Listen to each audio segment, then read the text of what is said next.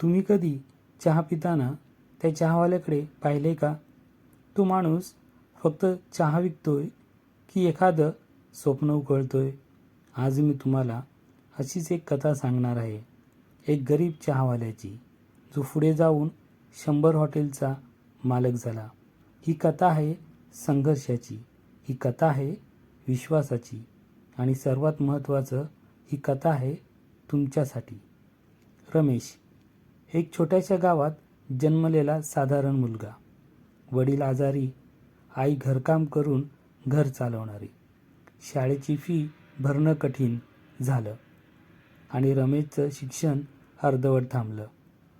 पोटासाठी काहीतरी करायचं होतं म्हणून रमेशने रेल्वे स्टेशनवर चहा बनवण्याचं काम स्वीकारलं. लोक हसत म्हणायचे, अरे चहावाला. पण रमेशच्या डोळ्यात अपमान नव्हता, तिथे भविष्य होतं.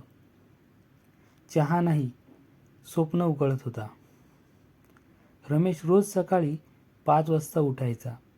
चहा बनवताना तो लक्ष द्यायचा. पाणी नीट उकळले का? साखर योग्य आहे का? कप स्वच्छ आहेत का? लोकांना हसून चहा द्यायचा. तो म्हणायचा, आज चहा चांगला झाला म्हणजे आजचा दिवस चांगला.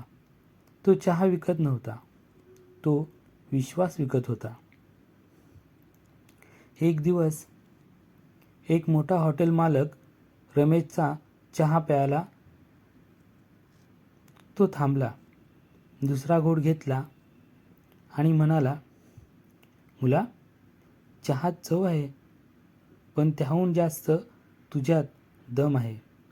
त्याने रमेशला विचारलं, तुला स्वतःचं काहीतरी करायचे का? रमेशच्या डोळ्यात पाणी आलं. पहिल्यांदा कुणीतरी त्याच्यावर विश्वास ठेवला होता.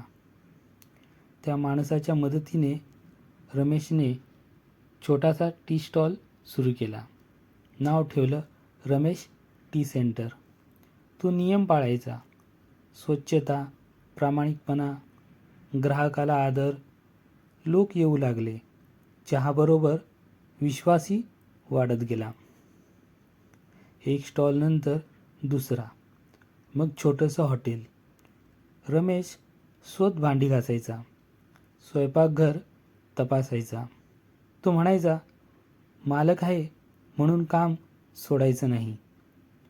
20 वर्षे दिवस रात्र मेहनत आणि एक दिवस तो चहावाला 100 हॉटेलचा मालक झाला.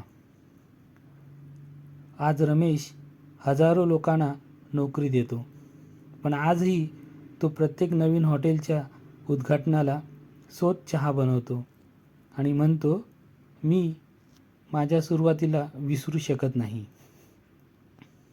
मित्रांनो, काम लहान नसतं, स्वप्न लहान नसावीत.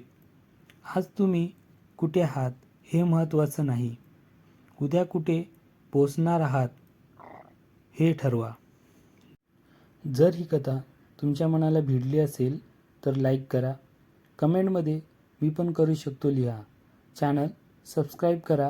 तुम्हाला अशाच मोटिवेशनल कथा पाहायला भेटतील.